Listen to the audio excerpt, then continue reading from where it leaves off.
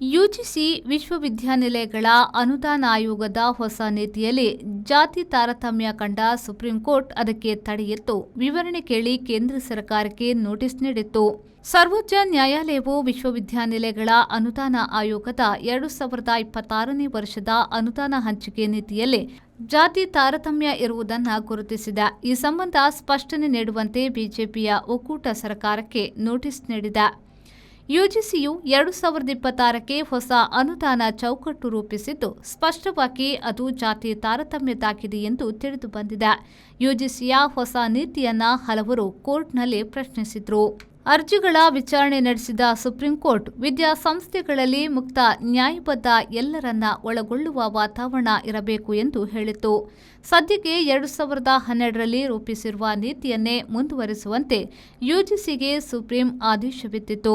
UGC 2026ರ ನೀತಿಯ ವಿರುದ್ಧ ಹಲವರು ಸೇರಿ ಸಾರ್ವಜನಿಕ ಹಿತಾಸಕ್ತಿಯ ಅರ್ಜಿ ಸಲ್ಲಿಸಿದ್ರು.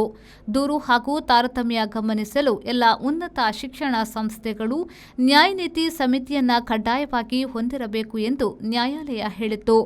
ಸುಪ್ರೀಂ ಕೋರ್ಟ್ ಸಿಜೆಐ ಸೂರ್ಯಕಾಂತ್ ಅವರು ಇದು ತುರ್ತು ಗಮನಿಸಬೇಕಾದ ವಿಚಾರ ಎಂದು ಹೇಳಿದ್ರು.